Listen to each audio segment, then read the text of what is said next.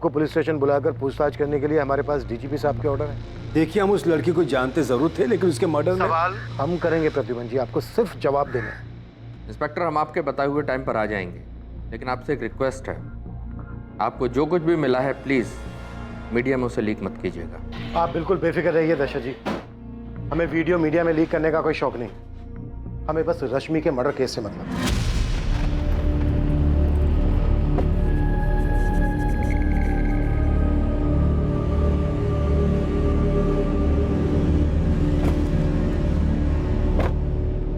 जो हम दोनों के हाथ नहीं लगा वो पुलिस के हाथ लग चुका है प्रद्युमन जी। कुछ करके मामला रफा दफा नहीं कर सकते? रफा दफा करने की कोशिश तो करेंगे ही, और वैसे भी किसको फर्क पड़ता उस रश्मि के मरने से। लेकिन आप अपने बेटे को समझाइए, जरूरत से ज्यादा ना बोल जाए कहीं कुछ। बेवकूफ है ऋषभ, समझ ही नहीं पा रहा कि ये लड़की उसके लायक थी ही नहीं। कैसे समझाए उसे? समझाना पड़ेगा प्रद्युमन जी, हर हाल में।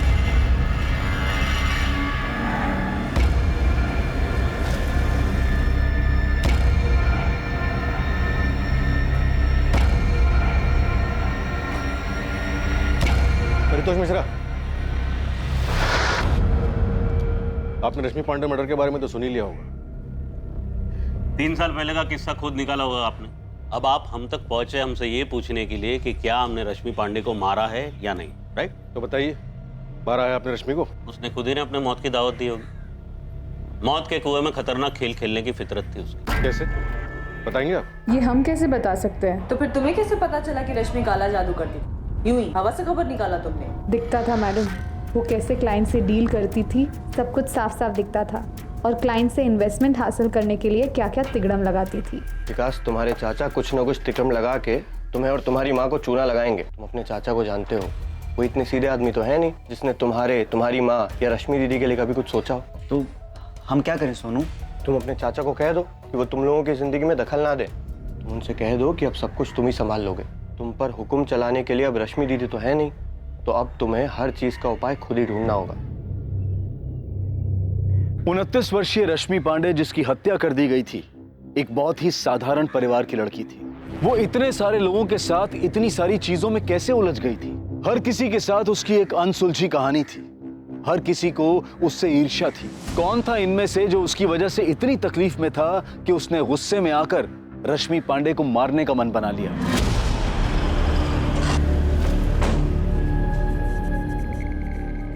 हमें वीडियो देखने की कोई जरूरत नहीं है।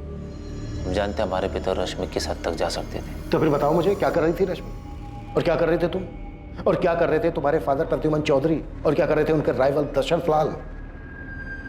रश्मि को समझने में हमसे भूल हो गई। बाकी लोगों की तरह उसने हमारा भी इस्तेमाल किया। पैसे चाहिए थे बस उसे। रश्मि, हमारे पास तुम्हारे लिए एक सरप्राइज है। हमें इसी का इंतजार था ऋषभ। तुम्हें पता नहीं कि हम कितने एक्साइटेड हैं।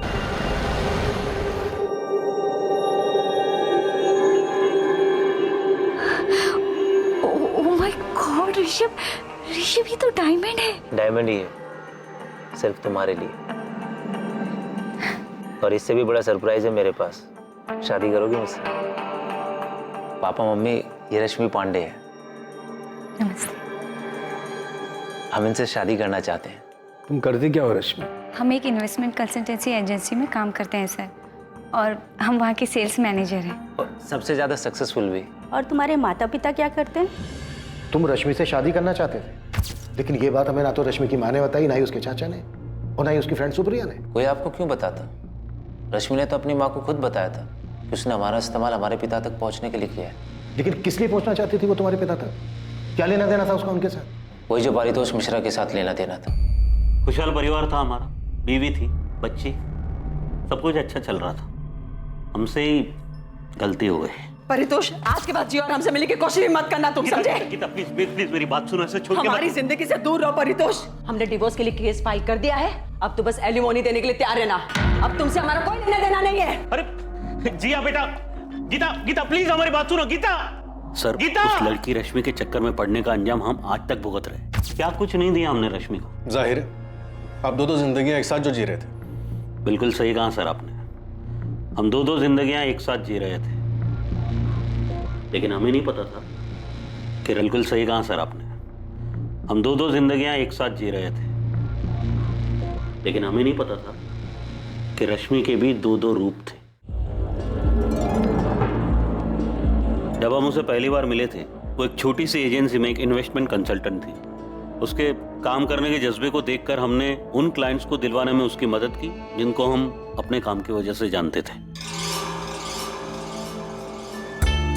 हम उसके चुंगल में सिर्फ इसलिए नहीं फंसे क्योंकि हम उससे आकर्षित हुए, बल्कि हम एक दोहरी जिंदगी जी रहे थे और हमें बुरा भी लगता था कि हम अपनी बीवी को धोखा दे रहे हैं। एक तरफ हम एक अच्छा पति और अच्छे पिता की भूमिका निभा रहे थे और दूसरी तरफ एक प्रेमी, एक ऐसा व्यक्ति जो सपनों वाली जिंदगी जी रहा था। परिवार और एक जवान प्रेमी का एक ही वक्त में दोनों का आनंद ले रहा था। बहुत ही अजीब, बहुत ही स्वार्थी इंसान लग रहे होंगे आपको, पर सर यकीन मानिए हमारा, हम बहुत ही शर्मिंदा है हमारे किए। हमें इस बात का एहसास ही नहीं था कि रश्मि की वजह से हमारी जिंदगी तबाह हो जाएगी। हमने तो एक कोठी खरीदी थी उसकी। वो रमेश विहार वाली? हाँ, धोखा कर रहे थे। और उसी तरह रश्मि के दोहरे चेहरे को भी हम देख नहीं पाए। वो चेहरा जो ना कभी हमने पहले देखा था और ना ही जिसकी कभी कोई कल्पना कर सकता था। उसने आपको धोखा दिया? सिर्फ धोखा? बड़ा ही गंदा खेल खेला उसने हमारे साथ। रश्मि, हमने तुम्हें एक सिंपल सा सवाल पूछा है कि पूरा हफ्ता तुम कहाँ थे? हम तुम्हारी बीवी हैं, हमने तुमसे शादी की है। हम जानते तुम किसके साथ थी और कितने लोगों के साथ थी, हम उन सबको जानते हैं। और वो सब ये भी जानते हैं परितोष कि तुम ऑलरेडी मैरिड हो। और ये सब कुछ हमने तुम्हें इसलिए नहीं दिया कि तुम हमें धोखा दे सको। हम किसी की जागीर नहीं है परितोष, और ना ही हमने तुमसे शादी का वादा किया है। अभी जो भी गया यहाँ से बंद हो। अच्छा, तो तुम हमारी जासूसी भी करने लगे? ये रश्मि, हमारे घर में रह के हमारे साथ ही निकलो यहाँ से, गेट आउट। शायद तुम भूल रहे हो परितोष, ये घर हमारे नाम पर। तुमसे हमारे नाम करोगी, वरना क्या एक्सपोज कर दोगे हमें? अभी के अभी इस घर से निकल जाओ और मेरी जिंदगी से भी get out from my life.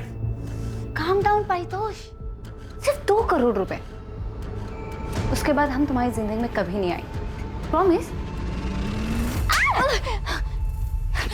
तुमने हमारा यूज किया रश्मि, लेकिन हम यूज एंड थ्रो करने वाली चीज नहीं है, समझे? अगर हम तुम्हें बना सकते हैं ना, तो तुम्हें पूरी तरह बर्बाद भी कर सकते हैं हम।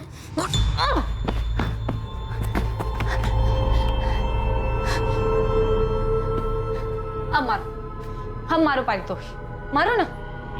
ये क्या कर रही हो तुम? 2 करोड़ परितोष। देखो देखो वहाँ हमने कैमरा सेट किया है। क्या? जी हाँ, इस बेड पर जो कुछ तुमने हमारे साथ किया है वो सब रिकॉर्डेड है। रेप के केस में अंदर करवा देंगे हम तुम्हें।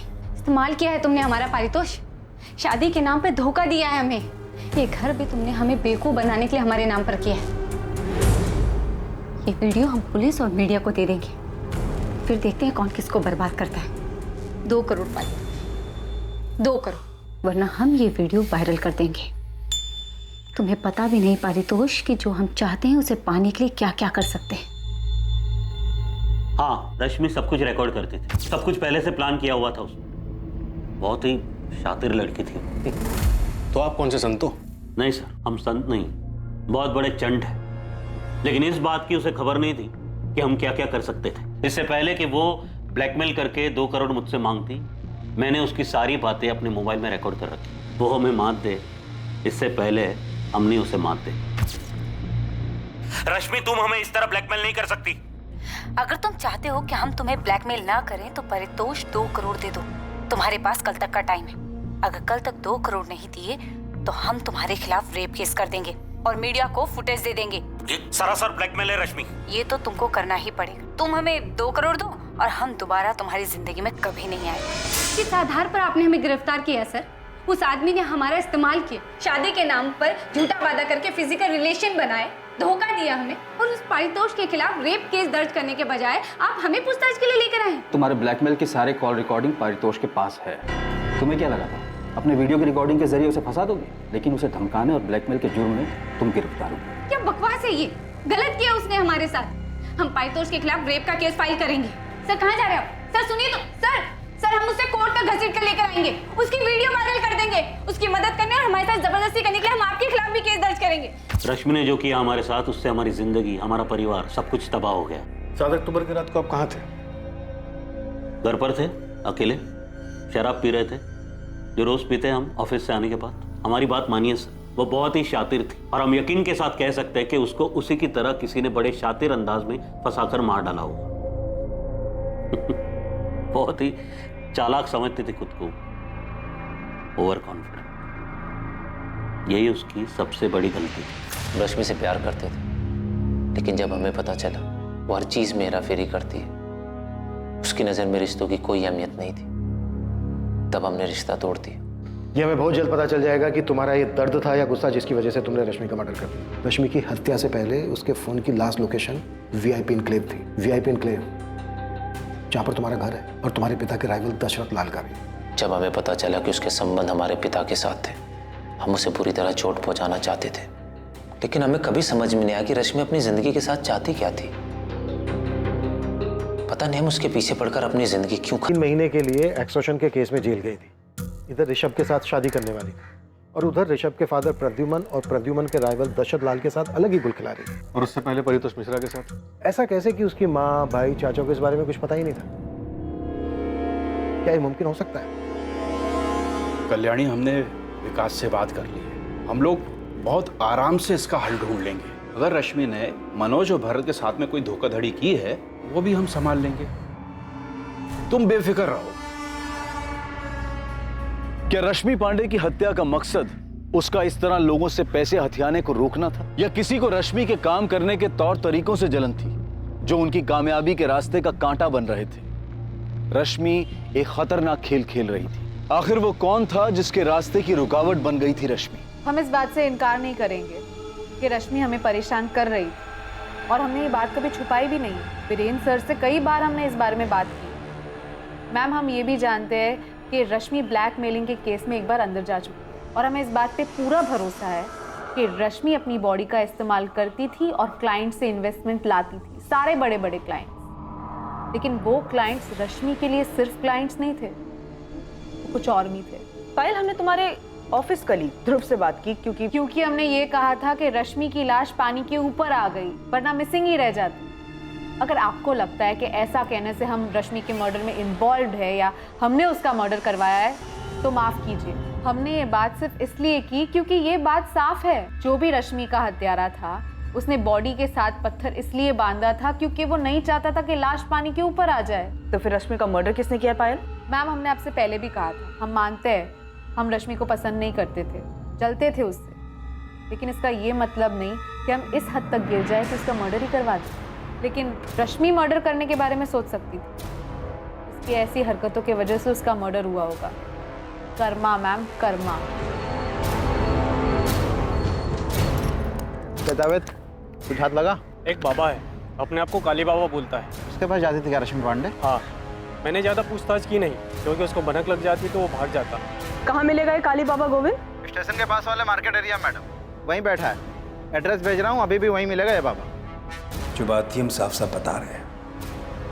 हाँ, हमारे और रश्मि के बीच में शारीरिक संबंध है, जिसको रिकॉर्ड करके वो आपको ब्लैकमेल करने लगी। कौन सा ब्लैकमेल? ब्लैकमेल उसे किया जाता है जो कुछ देने से इनकार करता है इंस्पेक्टर।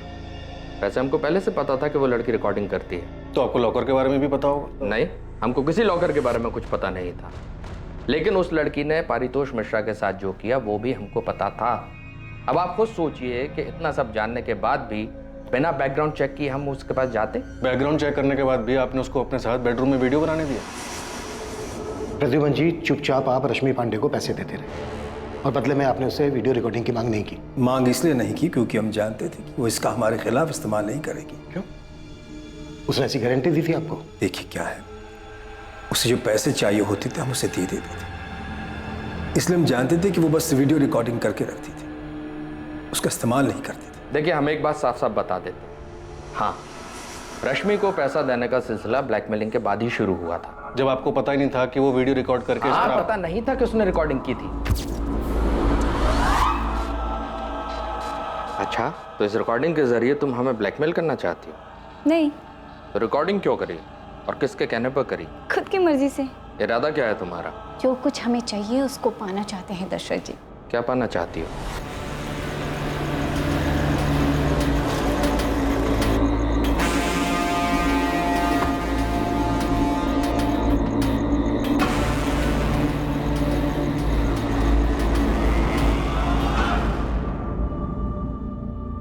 प्रद्युमन ने इस लड़की के साथ मिलकर हमारे खिलाफ चाल चली है?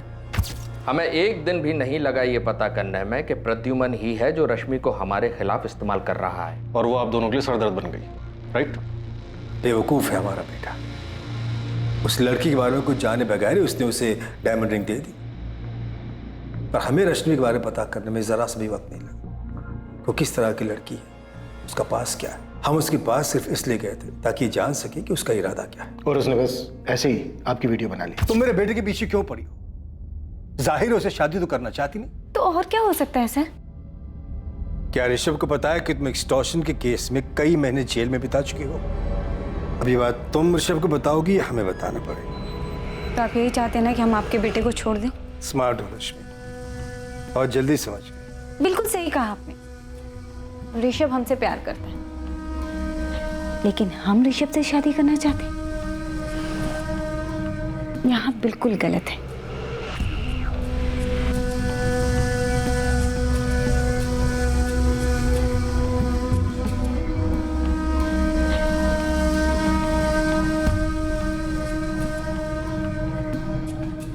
हम उसके पास सिर्फ अपने बेटे को छुटकारा दिलाने गए थे, लेकिन हुआ ये कि आप उसके जाल में फंस गए। उसने आपकी वीडियो बना ली और आपको ब्लैकमेल करने लगी। दशरथ जी को लगा कि हमारी आपसी रंजिश के चलते इनका वीडियो हमने बनवाया है, लेकिन रश्मि तो हमसे भी पैसे लिया करती थी। ऐसे वीडियोस बनाकर पैसे लेती थी, ये कहना बिल्कुल गलत है, क्योंकि पैसे तो हम उसको वैसे भी देते थे और अच्छे खासे देते थे। भाई देखिए, हम भी उसके पास सिर्फ आनंद के लिए ही जाते थे और जो कुछ वो मांगती थी वो दे दिया करते। और जैसे उसने वादा किया था, उसने खुद ही हमारे बेटे के साथ ब्रेकअप भी कर लिया। वो आप दोनों के वीडियोस बस ऐसे ही बना रही थी? अब उसने क्यों बनाया, क्या करने वाली थी, ये तो उसने नहीं बताया। हमारे ख्याल से ये उसका बैकअप प्लान था। देखिए, उसे एक अच्छी जिंदगी जीने का शौक था। महंगी गाड़ी, महंगे कपड़े, बहुत सारे पैसे, ज्वेलरी। उसे अपना एक लाइफस्टाइल मेंटेन करना होता था। उसे लगा होगा कि अगर हमने पैसे देने बंद कर दिए तब क्या होगा। तब ये वीडियोस ब्लैकमेल करने के काम आएंगे। बिल्कुल यही बात है और एकदम साफ है। देखिए, वो खूबसूरत तो थी ही, लेकिन इसके अलावा एक खासियत और थी उसमें। वो अपनी ओर लोगों को आकर्षित करना बहुत अच्छे से जानती थी। आप लोगों के बयान में बहुत तालमेल नहीं है। ऐसा इसलिए लग रहा है कि आप लोगों को रश्मि के मर्डर का शक हम पर है, लेकिन हम दोनों के पास उसके मर्डर की कोई वजह ही नहीं है। ठीक है, थैंक यू। इंस्पेक्टर, एक और बात बता दूं आपको, इससे पहले कि आप खुद पता लगाएं या गुस्से में आकर हमारा बेटा आपको ये पता है। 7 अक्टूबर को हम रश्मि के घर गए थे। कब? रात में। हम अक्सर उसके पास रात ही में जाया करते थे। तुमने मनोज पाठक को धोखा क्यों दिया? बस ऐसे। क्या इरादा क्या है तुम्हारा रश्मि? क्या मिलता है? आपको क्या मिलता है यहाँ आकर? हम तो यहाँ मजे के लिए आते हैं, लेकिन तुम्हें कौन सा मजा मिलता है लोगों को इस तरह धोखा देकर? वो भी तब जबकि तुम्हें इतना कुछ मिल रहा है हमसे, दशरथ लाल से और भगवान जाने और कितने लोगों से। इतने पावरफुल होने के बाद भी पावरफुल बनने की चाह से आपको क्या मिलता है? यही राजनीति है। यहाँ एक बार जो सत्ता का स्वाद चख लेता है, उसकी सत्ता की भूख और बढ़ जाती है। हम भी अपने आप को ऐसे ही पावरफुल समझते हैं। अब खुद को ही देखिए। आप कहते तो हैं हम मजे के लिए आते, लेकिन यहाँ आना बंद नहीं कर सकते। तुम्हें क्या लगता है रश्मि, हम तुम्हारे वीडियो के डर से यहाँ आते हैं? अब ये तो नहीं पता, लेकिन आते तो हैं यहाँ। रश्मि, तुम बहुत स्मार्ट हो, कि तुम जैसे लोगों से मैं डर नहीं लगता। तुम हमारे लिए बहुत छोटी सी तितली हो, लेकिन तुमने मनोज पाठक जैसे लोगों को चीट करना बंद नहीं किया। तुम बुरी तरह मात खाओगे, सब करना छोड़ दो। तुम अपने लिए गड्ढा खोद रही हो। और तकरीबन रात 8 बजे हम उसके घर से निकल गए। उस रात की रश्मि की सारी मूवमेंट की इंफॉर्मेशन है हमारे पास। रात को 8:30 बजे तक रश्मि अपने घर पर ही थी और 9:05 पर उसके फोन की लोकेशन थी VIP इनक्लेव, और 9:15 पर उसका फोन VIP इनक्लेव में स्विच ऑफ हो गया। लेकिन उसको हमने कभी अपने घर बुलाया ही नहीं। ना ही कभी हमने अपने घर बुलाया। आप तो हमारे बेटे के बारे में जानते ही। उस रात रश्मि को किसी ने फोन नहीं किया और न ही रश्मि ने किसी को किया, पर उस रात रश्मि घर से बाहर निकली थी। और प्रद्युमन जी, आप अब बता रहे हैं कि उस रात आप रश्मि से मिले थे? ये सच है इसलिए बता दे।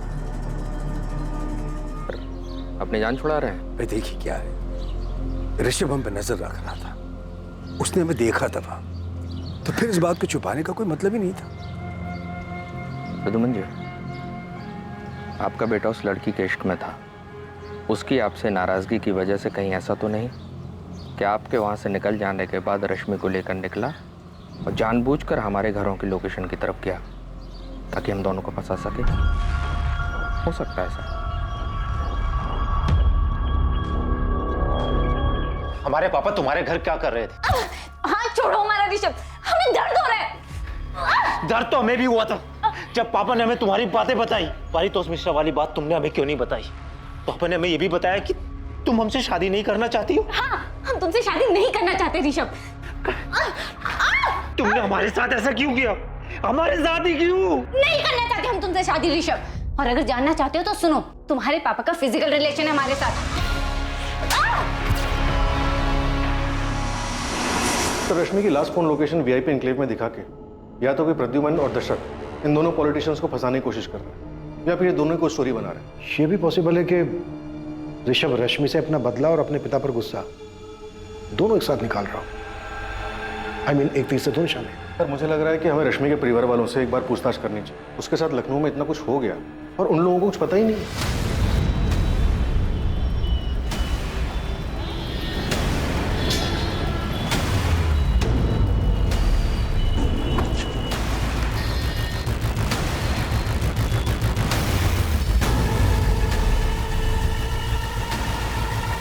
जी, हमें ही लोग काली बाबा के नाम से जानते हैं। ये रश्मि पांडे आपकी भक्त थी? जी, बहुत ही समर्पित भक्त। रश्मि के जीने का तरीका, उसके पैसे कमाने की चाहत, फिर चाहे वो किसी भी तरीके से, ये सब जाके हमें अब पता चल रहा है। आप लोगों ने तो हमें कुछ नहीं बताया, और हमें अब जाके पता चल रहा है कि वो किसी बाबा के पास भी जाती थी और उस बाबा ने हमें बताया कि वो वशीकरण सीखना चाहती थी, बहुत सारा पैसा, बहुत सारा पावर हासिल करना चाहती थी। कल्याणी जी, आपने और विकास तुम, आप दोनों हमेशा यही कहते रहे कि आप लोगों को कुछ नहीं पता कि वो क्या कर रही थी, क्या चाहती थी। रश्मि कहाँ हमसे कभी कुछ ठीक से बताती। आप दोनों में से उससे किसी ने नहीं पूछा ये पैसा, ये गाड़ी उसके पास कहाँ से आ रहा है, क्या कर रही है वो? रश्मि दीदी पूछने पे भी कहाँ जवाब देती थी। तुम्हारे किराने की दुकान सही चल रही है ना? हाँ। तो उस पर ध्यान दो। गाड़ी कहाँ से आई है जानकर तू क्या करेगा? रश्मि बेटा, वो माँ, अरे आपको पैसे चाहिए होते तो मांग लो, लेकिन कहाँ से आई कैसे आई ये जानकर क्या करोगी? अरे काम करते हैं हम। और चाचा जी कुछ बोले तो उनको कहना पहले अपना घर संभालें। अभी चाचा जी ने पूछा क्या तुमसे? तू ना चाचा जी का राग अपना बंद कर। तुझे दुकान चाचा जी ने दिलाई है हमने। आती थी यहाँ कई बार, लेकिन जब भी कुछ पूछो कभी कोई जवाब ही नहीं देती थी। जो आप कह रहे हैं उन सारी चीज़ों का हमें अभी पता चल रहा है। हाँ, जब से वो यहाँ से गई है उसके रहन सहन में बदलाव आया था, वो तो हम देख रहे थे। हमें बहुत डर भी लग रहा था, मन में काफ़ी सवाल भी उठ रहे थे, लेकिन सवाल का जवाब ना मिले तो क्या करें हम? रश्मि दीदी के जेल जाने के बाद हमने और माँ ने दोनों ने कोर्ट कचहरी के चक्कर लगाकर उन्हें जेल से छुड़वाया था। ये रश्मि के जेल जाने वाली बात है, ये भी आप लोगों ने हमें नहीं बताई? वो बात इसलिए छिपाई क्योंकि वो हम सब के लिए शर्म की बात थी। जब रश्मि यहाँ हमारे साथ रहती थी, जब उसके पापा इस दुनिया में थे, तब सब कुछ ठीक था।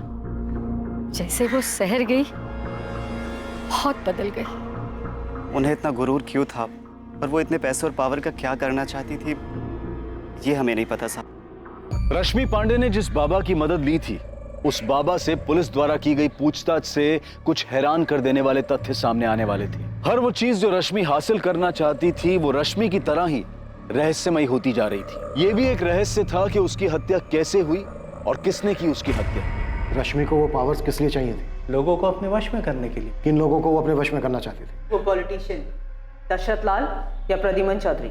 रश्मि क्या चाहती थी इन दोनों से? Political power? हमें इसकी कोई जानकारी नहीं। ओ काली बाबा, इस लड़की का मर्डर हुआ है और हमें पता चला है कि ये काला जादू करती थी, और अभी आपने बताया कि वशीकरण सीखना चाहती थी, तो सीधे सीधे बताइए ना, वशीकरण किस लिए सीखना चाहती थी? चाहती क्या थी ये लड़की? किसको वश में करना चाहती थी? अरे हम थोड़ी पूछते हैं हर किसी से कि तुम किस पे हावी होना चाहते हो। वो आई थी सीखने के लिए कि दूसरों को अपने वश में कैसे किया जाता है। वो कई महीनों तक इस विद्या को सीखने के लिए आई और हमने उसे सिखाया भी। वो बताती थी कि हमने उसे जैसा ध्यान करने सिखाया था वो नियमित रूप से वैसा ही ध्यान करती थी। जिस तांबे के सिक्के के बारे में आप बात कर रहे थे, वो सिक्का आपको रश्मि के पास मिला?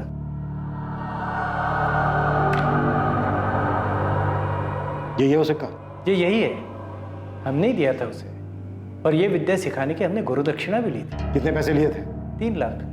तो लोगों को अपने वश में करने के लिए, वशीकरण के इस ढोंग को सीखने के लिए रश्मि ने आपको 3 लाख रुपए दिए। इसे ढोंग मत कहिए, आपकी नज़र में ढोंग होगा पर शक्तियां होती है।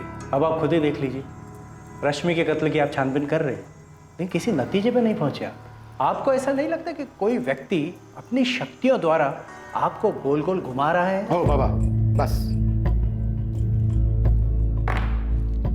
और ये मेंढक भी इसी नौटंकी का सामान था? आप गलत कह रहे हैं। बाबा मैं जितना पूछ रहा हूं ना, सिर्फ उतना जवाब दो। ये मेरा नहीं है, ये चाइनीज माल है। चाइनीज बाबा? चाइनीज बाबा नहीं, चाइनीज माल। तो ये मेंढक आया कहां से उसके पास? हमें क्या पता, उसने हमसे ही थोड़ी संपर्क किया होगा, और भी बाबाओं से संपर्क किया होगा। उसे किसी भी परिस्थिति में वशीकरण सीखना था। पर सीखनी किस लिए थी? हमें नहीं पता साहब। हमने उसे वशीकरण की कुछ विद्या सिखाई थी। वो किस पे उसका प्रयोग करना चाहती थी, वो किसे अपने वश में करना चाहती थी, वो किस पे हावी होना चाहती थी, हमें नहीं पता। सुप्रिया, तुम रश्मि की इकलौती दोस्त थी जो हमेशा उसके साथ थी। अब ये तुम बिल्कुल मत कहना कि तुम्हें इस बात का नहीं पता कि रश्मि किसके साथ क्या गुल खिला रही थी जिसने उसका मर्डर कर दिया। 3 साल पहले का परितोष मिश्रा, या रश्मि का एक्स बॉयफ्रेंड ऋषभ चौधरी, या ऋषभ चौधरी का फादर प्रद्युमन चौधरी, या दशरथ लाल, या रश्मि की ऑफिस कलीग पायल त्यागी, किसने मर्डर किया है? किसने? इनमें से कौन है सुप्रिया जिसने मारा रश्मि को और उसके बाद उसकी लाश को संपत नहर में ले जाकर फेंक दिया? हमें नहीं पता सर। रश्मि ने हमें कभी नहीं बताया कि वो किसके साथ जाती थी। ऋषभ के अलावा कोई और भी है जिसके साथ वो जा सकती थी? देखो सुप्रिया, तुम पहले दिन से हमसे कुछ ना कुछ छुपा रही। तुमने पहले भी हमें ऋषभ के बारे में नहीं बताया। किसका डर है तुम्हें? बोलो। क्या ऋषभ अपने फादर को फंसाने के लिए ऐसा कर सकता है? क्योंकि रश्मि के फोन की लास्ट लोकेशन वीआईपी इनक्लेव है, वीआईपी इनक्लेव, जहाँ ऋषभ का घर है। सर ऋषभ रश्मि का मर्डर नहीं कर सकता, इतना तो मैं जानती हूँ। सर वो उससे बहुत प्यार करता था। हाँ, वो रश्मि से दुखी था क्योंकि उसने उसे धोखा दिया था, लेकिन सर वो इस बात से भी दुखी था कि उसके पापा ने। सर ऋषभ रश्मि का मर्डर नहीं कर सकता। तो फिर किसने मारा है रश्मि को? सर, रश्मि के माँ, भाई और चाचा सबसे बात की, सबके बीच में लगता सांठ-गांठ हो रखी। सब एक ही राग अलाप रहे, किसी को रश्मि के बारे में कुछ नहीं पता। सुप्रिया, रश्मि अपने परिवार वालों का जिक्र करती थी तुमसे? हाँ सर, कभी कभी जिक्र करती थी, जब वो बालापुर जाती थी अपने माँ और भाई से मिलने। और अपने चाचा के बारे में? नहीं, चाचा के बारे में मैं कुछ नहीं जानती। तो पायल त्यागी, ऋषभ चौधरी, परितोष मिश्रा और दशरथ लाल, इन चारों में से किसी के भी फोन की लोकेशन रश्मि के घर के आसपास या फिर संपत नहर का नहीं दिखा रहा है। प्रद्युमन चौधरी? प्रद्युमन चौधरी के फोन की लोकेशन तो रश्मि के घर का ही दिखा रहा है, पर उसने तो खुद ही बोला था कि उस रात वो रश्मि के घर पे ही था। कहीं इस प्रद्युमन ने तो रश्मि को नहीं मारा और हमें घुमा रहा है। तो कैमरा रिकॉर्डर घर से गायब, इसके पीछे प्रद्युमन चौधरी ही लग रहा है। पहले उसने रश्मि को मारा होगा, फिर गाड़ी में ले जाके संपत नहर में फेंक दिया होगा और किसी और से अपना फोन वापस घर भेज दियो। प्रद्युमन चौधरी का पर्सनल गार्ड है अफजल शेख, उसको उठा के पूछें। मारा उसी ने है जिसे पता था कि रश्मि के बेडरूम में कैमरा लगा है, और वो ये भी जानता था कि रश्मि ब्लैकमेल करने के लिए रिकॉर्डिंग करती है। ये पक्की बात है कि रश्मि का मर्डर उसके घर पर ही हुआ, वो भी उसके बेडरूम में। और किलर कोई सुराग नहीं छोड़ना चाहता, इसलिए उसने कैमरा रिकॉर्डर निकाल लिया, क्योंकि उसमें मर्डर की घटना रिकॉर्ड हो गई। तो रश्मि का पहला शिकार परितोष मिश्रा, जिसने उसे घर खरीद के दिया था, उसे पता था कि बेडरूम में कैमरा लगा होगा। देखो वहाँ हमने कैमरा सेट किया है। प्रद्युमन चौधरी और दशरथ लाल को भी पता था कि रश्मि के बेडरूम में कैमरास लगे हुए, और उन्हें यह भी पता था कि रश्मि उनकी रिकॉर्डिंग रखती थी। और सर, रश्मि का एक्स बॉयफ्रेंड ऋषभ, उसे भी पता था कि रश्मि उसके पिता के साथ क्या कर रही थी। इससे यह पता चल रहा है कि अगर इनमें से किसी ने किया होता तो वो डीवीआर के साथ साथ कैमरास भी निकाल के ले जाता। वो हमारे लिए कोई ऐसा सुराग, डिवाइस या लॉकर नहीं छोड़ता जिसमें हमें पेन ड्राइव जैसा सबूत मिलता, क्योंकि ये सब जानते थे कि रश्मि रिकॉर्डिंग करती थी, और इस रिकॉर्डिंग की वजह से वो इन लोगों को ब्लैकमेल भी कर रही थी। तो वो रश्मि की ऑफिस कलीग पायल त्यागी, पायल रश्मि से नफरत करती थी, तो फिर रश्मि पायल को अपने घर के अंदर क्यों आने देगी? और सर रश्मि को मार के सुप्रिया को क्या मिलेगा? बिल्कुल ठीक। तो रश्मि के बनने से किसको फायदा होगा? ये कोई ना कोई रश्मि के परिवार वाला ही है और अब तक हम दूर के लोगों के बारे में सोच रहे हैं। केस की जिस तरफ पड़ताल कर रही टीम का ध्यान नहीं गया था, अब वहीं से एक बहुत अहम सुराग मिला था और इस जानकारी से रश्मि पांडे की हत्या के राज का पर्दाफाश हो गया था। हाँ गोविंद, बालापुर से कोई खबर? सब डायरेक्ट नहीं पूछा, लेकिन रश्मि के भाई विकास का किराना स्टोर है, इसमें उसका पार्टनर है सोनू कश्यप, उससे बात किया मैंने। सोनू ने हमें बहुत ज़रूरी खबर दी है जो विकास ने हमें कभी नहीं बताया। क्या इन्फॉर्मेशन है? भोलाराम पांडे, विकास और रश्मि का चाचा, वो दोषी हो सकता है।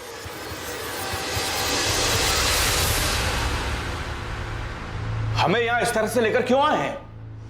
बैठो भोलाराम, बैठो। नहीं, पहले आप बताइए कि बात क्या है। आपके लोग ऐसे ही आए और उठाकर यहाँ ले आए? भोलाराम, आपने विकास से कहा था कि आप रश्मि के पैसे और उसकी लखनऊ वाली कोठी का अच्छा सौदा करवाकर सब कुछ सेटल कर दो। बड़े आराम से वहाँ विकास को अपना लपेटे में ले रहे थे तुम। लपेटे में? क्या कह रहे हैं आप? वो मेरा भतीजा है, थोड़ा भोला है, इसीलिए मैंने कहा था। भोला है तो फिर आपके नीचे दबा हुआ है। विकास, जब तेरे चाचा ने तुझसे ये सब कहा तो तूने आके हमें क्यों नहीं बताया? मैडम जी, हमें नहीं लगता कि चाचा जी कुछ गलत कर सकते हैं। तेरे दोस्त सोनू कश्यप ने हमसे साफ कहा कि तू ना समझे, तेरे चाचा सब हड़प लेंगे, रश्मि के रहते हुए ऐसा नहीं कर सकते, इसीलिए उन्होंने रश्मि को रास्ते से हटा। नहीं, चाचा जी ऐसा नहीं कर सकते। और अगर किया है विकास और ये बात तुझे पता है तो तू अपनी बहन के हत्यारे को बचा रहा है। विकास, ये बात जानता है ना तू? क्या ये रश्मि की मनमर्जी थी जिसने आपको ये काम करने के लिए उकसाया? क्या फिर अपने बेटे दीपेश के थप्पड़ का अपमान बर्दाश्त नहीं कर पाए और मरवा दिया रश्मि को? दीपेश को थप्पड़? हाँ, थप्पड़। विकास ने हमें बताया कि रश्मि ने दीपेश को थप्पड़ मारा था और इस बात का गुस्सा आपको भी था और दीपेश को भी। हमारी माँ कुछ भी बोले वो अलग बात है चाचा जी, लेकिन आप किस हफ्ते हमारे घर के मामलों में दखल दे रहे हैं? रश्मि, अपने चाचा जी से ऐसी बातें मत करो। सब तुम्हारा ही किया धरा है कल्याणी। आज हमारे भाई सब जिंदा होते तो इसकी हिम्मत नहीं होती ऐसी बात करने की। और इन्हीं हरकतों की वजह से हमें उल्टा सुल्टा सुनना पड़ता है। क्या बातें सुननी पड़ती हैं दीपेश? सुनो रश्मि, अब तुम यही गांव में रहोगी, कोई जरूरत नहीं है लखनऊ जाकर कोई काम करने की। ये लक्षण तो देखो, कैसे कैसे कपड़े। तो आप अपनी आंखें बंद कर लीजिए ना चाचा जी। हमें क्या करना चाहिए क्या नहीं करना चाहिए उसके लिए हमें आपकी परमिशन नहीं चाहिए। ऐसे कपड़े पहनती हो, गांव के लोग तुम्हारे चरित्र पर सवाल उठाते हैं, जानती हो तुम? रश्मि, जब कोई हमारे बारे में ऐसी बातें कहे ना तो ऐसा थप्पड़ मारना चाहिए दीपेश, ना कि चुपचाप सुनना चाहिए। अब तुम और चाचा जी निकलो यहाँ से, क्या करना है वो हम खुद देख लेंगे। ये आंखें ना किसी और को दिखाना दीपेश, मुझे नहीं। आप कहना क्या चाह रहे हैं? 3 साल पहले जो तू मैं हुई थी उसके बदले अब हमें जाकर ये सब? दीपेश, तेरे मुंह से सुनना चाहता हूँ सब कुछ। अपना फोन गांव में छोड़कर लखनऊ गया था ना तू 7 अक्टूबर को? अकेले गया था या फिर किसी के साथ गया था? साहब, हमें चीड़ थी रश्मि दीदी से, तो हम उसको मिलने क्यों जाएंगे? तो वो भी 3 साल बाद एक थप्पड़ का बदला लेने के लिए। थप्पड़ की ठेस दीपेश को ही नहीं हमें भी लगी थी, विकास को भी लगी, कल्याणी को भी लगी, हम सबको लगी थी। हम सब रश्मि के व्यवहार से और उसके पहनावे से परेशान थे। तो सबने साथ में मिलकर मारा रश्मि को। आपका बेटा दीपेश, रश्मि की मां कल्याणी और रश्मि का भाई विकास। अरे साहब, ये क्या बात कर रहे हैं आप? हमें तो ये भी नहीं पता था कि रश्मि दीदी लखनऊ में कहाँ रहती है, ना खुद उसके भाई विकास को या उसकी माँ को पता था, तो हम कैसे मारते उसको? आप असली कातिल को तो पकड़ नहीं पा रहे, इसलिए मनगढ़ंत कहानी बना रहे हैं। हमने उसके साथ ऐसा किया था, ये किसने बताया आपको? विकास ने? नहीं, वो बता ही नहीं सकता। पुलिस को मिली एक छोटी सी सूचना के आधार पर रश्मि पांडे के सभी करीबी रिश्तेदारों से पूछताछ के दौरान पता चला कि रश्मि की हत्या में उसके चाचा भोलाराम पांडे और उसके बेटे दीपेश पांडे का हाथ हो सकता है, लेकिन उनके खिलाफ कोई ठोस सबूत नहीं मिल सका। पर पुलिस की टीम के रश्मि के गांव बालापुर जाने से इस केस में एक नया मोड़ आ गया था। इसने दोषी को बेनकाब कर दिया था और ये इस केस की जांच कर रही टीम को बेहद हैरान कर देने वाला था। सर, कॉल रिकॉर्ड्स और लोकेशन के हिसाब से इनमें से हम किसी पे भी हाथ नहीं डाल सकते। सबने अपने फोन गांव में छोड़कर यहाँ लखनऊ में आके कांड कर दिया। तो ट्रैफिक डिपार्टमेंट संपत नहर की तरफ जा रहा है, सभी रास्तों की सीसीटीवी फुटेज स्कैन कर रहे हैं। रश्मि की लाश को नहर तक ले जाकर फेंकने के लिए किसी गाड़ी का इस्तेमाल तो हुआ होगा, शायद फुटेज में दिख जाए। हाँ महादेव जी, अब तो आपके डिपार्टमेंट से किसी बड़े खुलासे के होने का इंतजार है हमें। इब्राहिम, भोलाराम और उसका बेटा दीपेश और रश्मि का भाई विकास, इन लोगों के खिलाफ कोई सबूत नहीं मिला, लेकिन ये आदमी जिसने इस केस में भोलाराम को संदिग्ध बताया, ये कौन है? उसका नाम सोनू कश्यप है, विकास के किराने की दुकान में उसका पार्टनर है वो। एक बार उसे ट्रैक करो, शायद कुछ मिल जाए। हाँ, ये दिखा है इस फुटेज में 7 अक्टूबर की रात को एक रोड पर जहाँ सीसीटीवी लगा, एक टैक्सी में है, खुद चला रहा है, लेकिन ये संपत नहर वाली रोड नहीं बल्कि लखनऊ की एक रोड।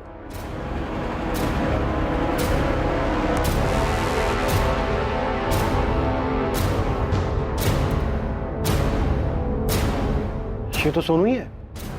और उसने हमें बताया था कि भोलाराम ही दोषी है। नहीं सर, मैंने क्रॉस चेक किया। 7 अक्टूबर की रात को सोनू के फोन की लोकेशन उसके गांव बालापुर की ही है। मतलब ये सोनू हमें घुमा, ये क्या गेम खेल रहा है तो सोनू? लखनऊ में 7 अक्टूबर को तो दिखा है तू। और तो सब कुछ भोलाराम पांडे और उसके बेटे दीपेश पे डाल रहा है। देख बेटा, जब पड़ेगी ना तो बर्दाश्त नहीं कर पाएगा। तो तेरी शक्ल बता रही है कि एक ही थप्पड़ काफी होगा तेरे लिए।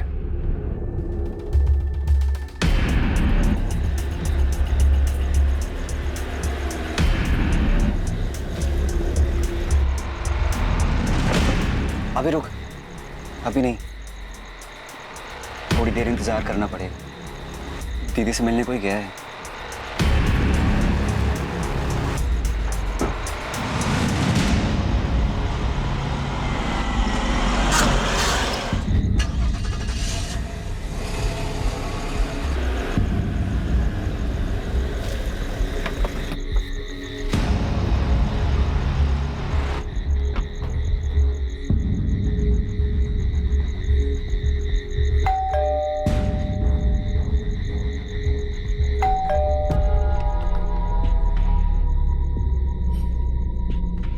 विकास, तू यहाँ? वो कुछ काम था दीदी। कैसा काम? वो कुछ पैसे चाहिए थे।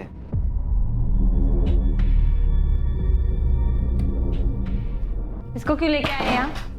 दीदी हम इसके साथ ही आए हैं, इसकी गाड़ी में। एक बात बता, आज जब दोपहर में हम बालापुर आए थे तो माँ ने तो ऐसा कुछ नहीं कहा कि उन्हें पैसे चाहिए। दीदी वो हमको चाहिए दुकान के लिए। तुमसे अगर दुकान संभाली नहीं जाती तो उसको बंद करके घर में बैठ जाना, कदे नुकसान कम ही होगा।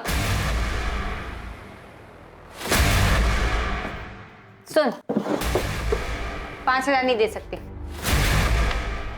ये ले, 2,000 रख ले, इतने ही बहुत है। तू जो चाहे वो करेगी, बिना बताए घर बेचेगी, दूसरों को ठग के पैसे लूटेगी, और हमें 5,000 रुपए चाहिए तो सिर्फ 2,000 रुपए देगी। पैसे रखने तो रख, वरना निकल यहाँ से।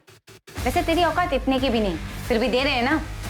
अरे चल निकलते हैं यहाँ से। तू वो कैमरा रिकॉर्डर निकाल ले, जल्दी देख, यहीं कहीं होगा। वो लोगों को ब्लैकमेल करके ठगने के लिए लगा के रखती है।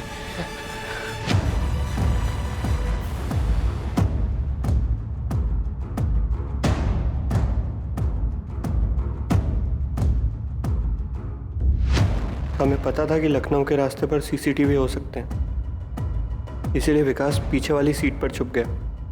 हम जानते थे कि सिर्फ हमें देखकर किसी को शक नहीं होगा कि इस हत्या में कौन कौन शामिल था। हमें लगा था पत्थर के वजन की वजह से रश्मि की बॉडी कभी पानी के ऊपर नहीं आएगी। भोलाराम भी शामिल था इस साजिश में? था या नहीं? नहीं, विकास ही अपनी बहन को मारना चाहता था। रश्मि पांडे के छोटे भाई विकास पांडे का नाम इस हत्याकांड में सामने आया था, लेकिन और भी चौंका देने वाली सच्चाई सामने आने वाली थी। हाँ, हमें पता था कि विकास ने ही रश्मि की हत्या की थी।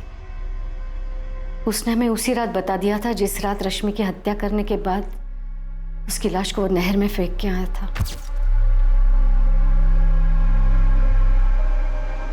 तुमने ठीक किया बेटा, वो उसी लायक थी।